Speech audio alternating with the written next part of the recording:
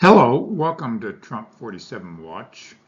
Today's episode is a little bit about the 2026 midterms, and I'll make a few comments on what's at stake.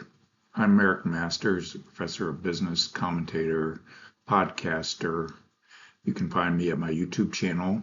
Today is October the 15th, 2025, the 14th day of the government shutdown. What's at stake in the 2026 midterms?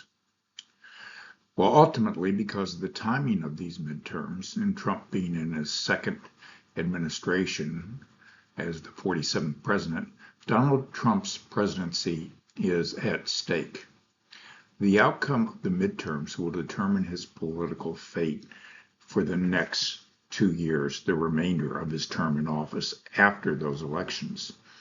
After the election, especially if the Republicans lose control of both houses of Congress, Trump's political capital will plummet. Unless the outcome of the election is a resounding endorsement of Trump's policies through a massive Republican sweep, Trump will become increasingly irrelevant as the focus shifts to the post-Trump political era. This day is soon upon us. To paraphrase Lyndon Johnson, there are few things in politics as useless as a former president.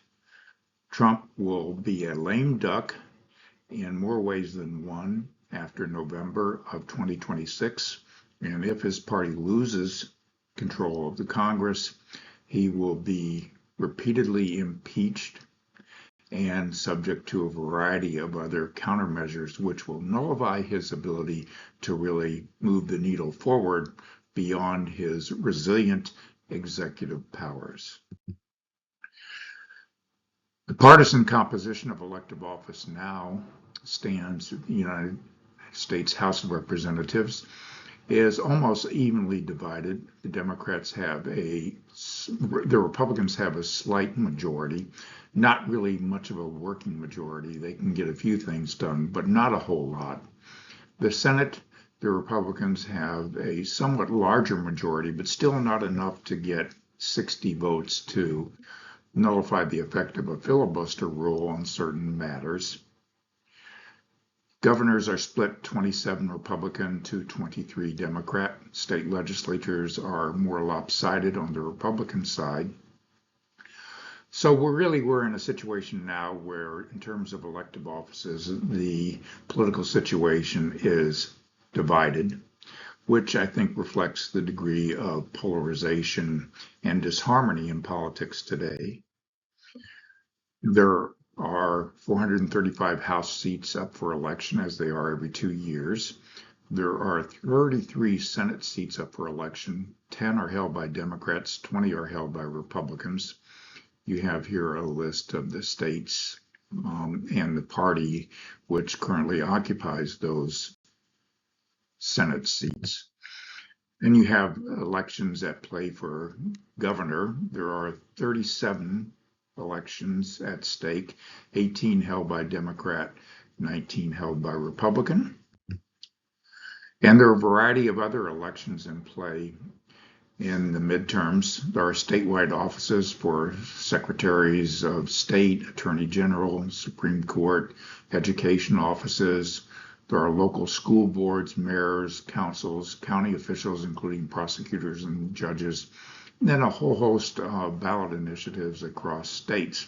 These are very important elections. The down ballot elections are really key to the future of politics in terms of these are often the grounds where candidates for higher office are groomed. We can also get a preview of the 2026 elections by the gubernatorial races. There are 2 of them that'll be held in 2025. One is in Virginia, and here is a real clear politics average today on the candidates, Spanberger and Earl Sears, who are competing for that position. And then you also have a race in New Jersey in which the Democratic candidate has a 4-point on average lead over the Republican candidate. Both of these races, the ones in New Jersey and Virginia, have tightened up recently as a result of events in the elections themselves.